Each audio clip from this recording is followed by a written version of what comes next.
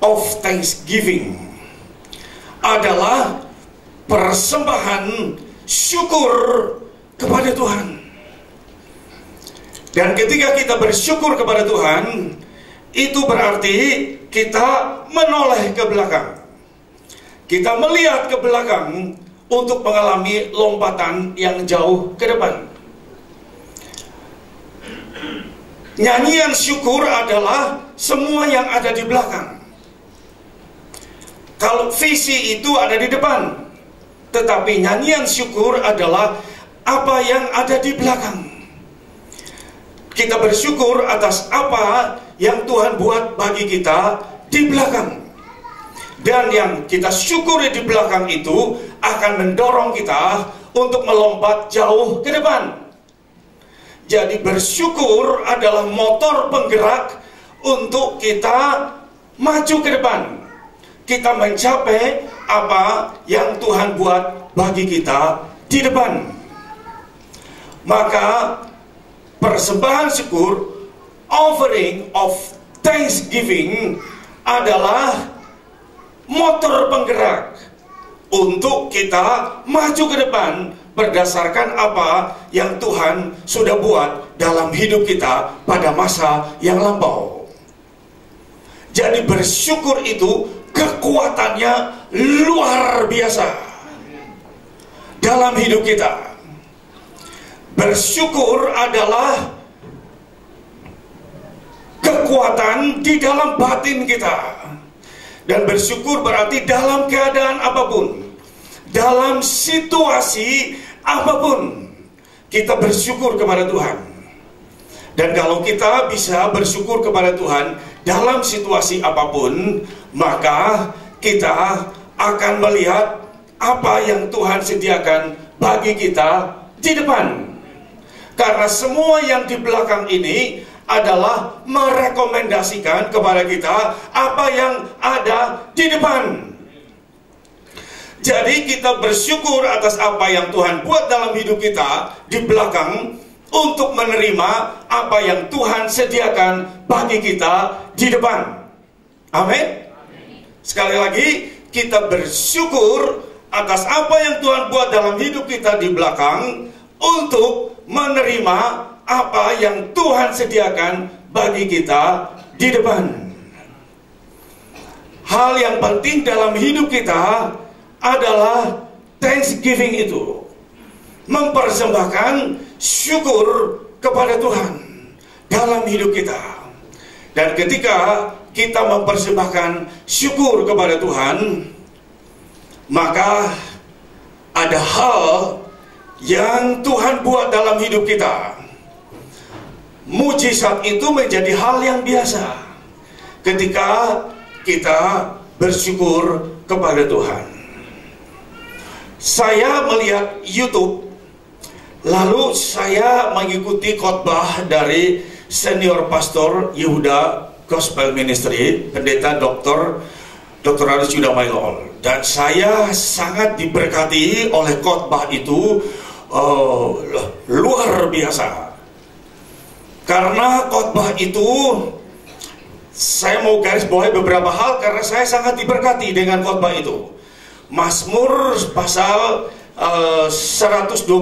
Mari kita lihat ini. Tuhan bawa saya ke sini sekarang untuk bedah ini. Saya ingin membaca dua bagian dari ayat ini, yaitu ayat 1 dan ayat 2. Memang hanya dua ayat. Jikalau bukan Tuhan yang membangun rumah, sia-sialah usaha orang yang membangunnya. Jikalau bukan Tuhan yang mengawal kota, sia-sialah apa? Pengawal berjaga-jaga. Ayat 2, sia-sialah kamu bangun pagi-pagi dan duduk-duduk sampai jauh malam dan makan roti yang diperoleh dengan apa? Susah payah. Sebab ia, Tuhan menyediakan kepada orang yang dicintainya pada waktu tidur. Ada 3 hal di sini yang luar biasa. Saya hanya menggarisbawahi, nanti kita mundur ke belakang, ya. Garis bawahi yang pertama dulu. jikalau bukan Tuhan yang membangun rumah, sia-sialah usaha orang membangunnya. Perhatikan, siapa yang bilang begini? Siapa yang mengatakan ini? Jikalau bukan Tuhan yang bangun, maka siapapun tidak bisa membangun. Siapa yang mengatakannya? Salomo. Nah, Salomo ini adalah orang yang paling kaya. Perhatikan, dia orang yang paling kaya. Sebelum dan sesudah dia, Alkitab berkata, tidak ada seorang pun yang lebih kaya dari dia. Perhatikan ini. Sekali lagi, sebelum dan sesudah dia, dalam sejarah Israel, tidak ada seorang pun yang lebih kaya dari dia. Kekayaannya luar biasa, sampai dia membangun rumah Tuhan. Bagian dalamnya sebagian besar dilapisi dengan emas. Peralatan-peralatan ibadah dilapisi dengan emas. Ini kan orang kaya, luar biasa. Kekayaannya dari banyak bangsa di Timur Tengah, bahkan Ratu Sheba dari Afrika bawa harta juga buat dia. Luar biasa. Nah, orang yang kaya raya ini, orang yang punya harta yang berlimpah-limpah ini, mestinya dia bisa mengerjakan semua hal tanpa Tuhan. Bisa dong? Bisa. Kaya raya, kekuasaan dia punya, harta dia punya, dia bisa mengerjakannya tanpa Tuhan. Biasanya orang yang totali penyerahannya kepada Tuhan adalah orang yang nothing, tidak punya apa-apa. Karena tidak punya apa-apa, lalu dia berkata, Lord, you are everything in my life, gitu kan? Oh Tuhan, Engkau segalanya Tuhan. Ya, Engkau segalanya, aku tidak punya apa-apa.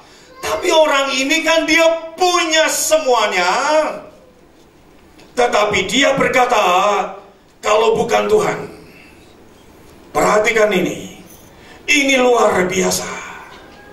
Kalau bukan Tuhan, dia tidak bisa apa-apa.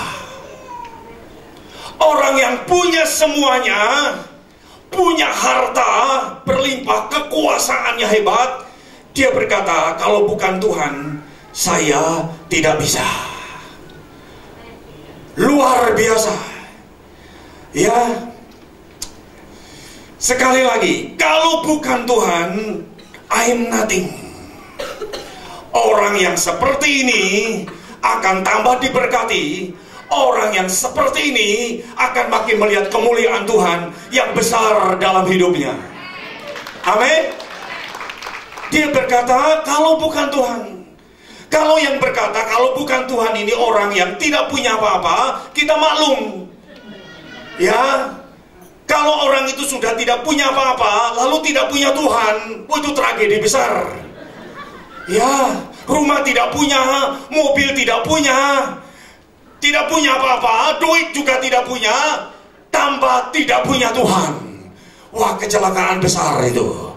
Ya, kalau tidak punya apa-apa, tapi punya Tuhan, masih ada harapan. Amin. Masih ada harapan. Tidak punya apa-apa, tapi hari ini dia pegang Tuhan, masih ada harapan. Tapi sebaliknya, kalau dia punya semua, tetapi dia tidak pegang Tuhan, one day dia lost everything. Dia akan kehilangan, lost it all, kehilangan semuanya, dan dia binasa. Nah, orang yang punya semuanya ini, dia berkata, kalau bukan Tuhan. Luar biasa, perhatikan ini. Hebat kan? Mari kita bergantung kepada Tuhan 100% dalam hidup kita. Di sisi lain kita punya semuanya, kekuasaan ada, harta ada.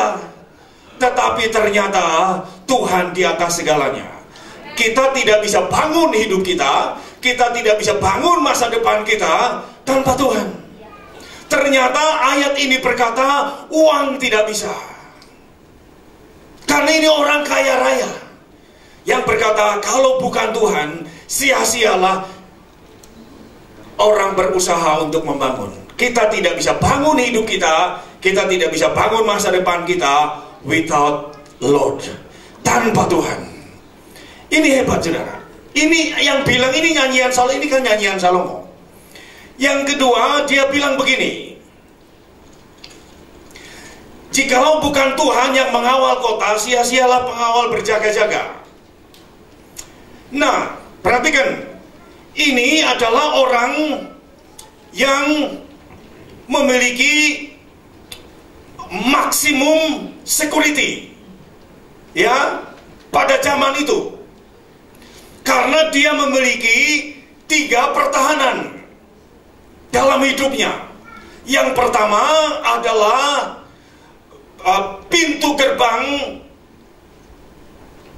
kerajaan Israel, artinya wilayahnya, perbatasan dengan negara.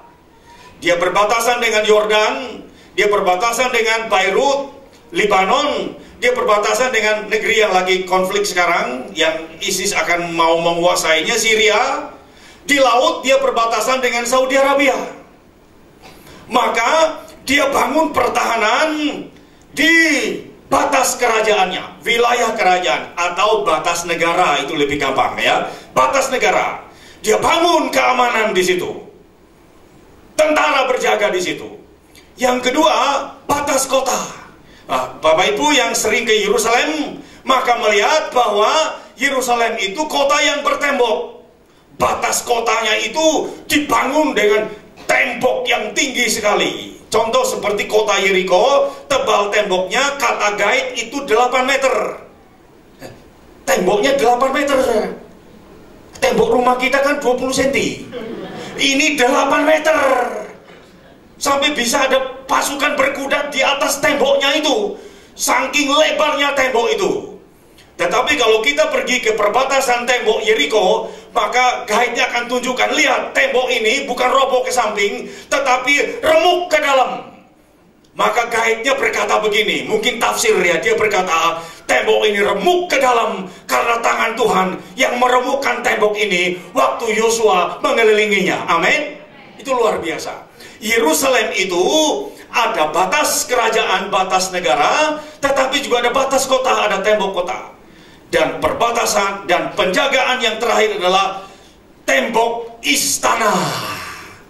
Jadi bayangkan dulu, ada batas kerajaan, temboknya ada, batas lalu kota Yerusalem sendiri, Yerusalem Timur ditembokin, tembok Yerusalem ada di Alkitab, dan yang pertahanan yang super maksimum adalah istana raja. Istana Raja Salomo, paling aman kan? Paling aman dia di situ. Dia di istana itu, dia aman di situ. Jadi orang yang paling aman dalam sejarah Alkitab adalah King Salomo. Ada perbatasan yang dijaga, ada batas kota yang ditembokin, lalu ada tembok di istananya. Wow, susah untuk ditembus oleh musuh, saudara. Tetapi orang yang sangat aman ini berkata, kalau bukan Tuhan yang menjaga, maka sia-sialah apa?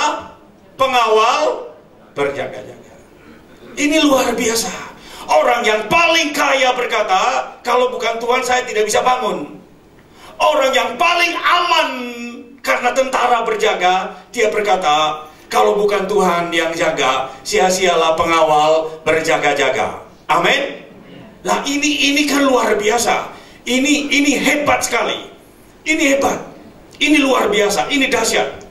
Nah sekarang saya mau bedah bagian yang ketiga. Ini penting sekali. Bagian yang ketiga. Karena biasanya semua hari raya itu adalah, dan tema Imlek tahun ini hari kedua, sama dengan tema tahun baru 2017 oleh gereja Ortodok, gereja Katolik, Lutheran, kemudian Calvianis, Arminian, Presbyterian, Baptis di Amerika, Pantekosta, Karismatik. Waktu Natal itu semua temanya sama. Saya kaget luar biasa. Natal Desember 2016 itu temanya adalah Lukas 2 ayat 11. Hari ini telah lahir bagimu Kristus Tuhan di kota Daud. Seluruh dunia temanya itu. Di Amerika Christ for all, Kristus bagi semuanya. Tapi ayatnya sama, Lukas 2 ayat 11. Begitu masuk tahun baru kalender Masehi ya, internasional, 1 Januari, kemudian semua gereja di seluruh dunia, Kristen di seluruh dunia, temanya adalah Thanksgiving. Wow, luar biasa. Imlek kemarin, bulan 1, tanggal 1, temanya Thanksgiving and Hope. Wah, saya percaya ini adalah rancangan Tuhan untuk membawa orang-orang yang belum ketemu Tuhan untuk ketemu dengan Tuhan. Nah, ini luar biasa. Nah, bagian yang ketiga ini saya akan bedah untuk kita semua diberkati. Ini sekali lagi, ini orang yang paling kaya, dan dia berkata, saya tidak bisa bangun. Paling kaya loh saudara, dia tidak bisa bangun. Orang yang paling aman, dia berkata, saya tidak bisa menjaga. Paling aman. Apalagi kita yang tidak ada penjagaan sama sekali. Ya, kita keluar dari sini, kita masuk mobil dan kita pergi. Ya, nah, kita yang tidak ada yang menjaga kita, lalu kita berjalan tanpa Tuhan. Wah, itu tindakan yang sangat bodoh. Kita harus berkata, Tuhan tempat perlindungan kita, Tuhan adalah perisai buat kita. Amin.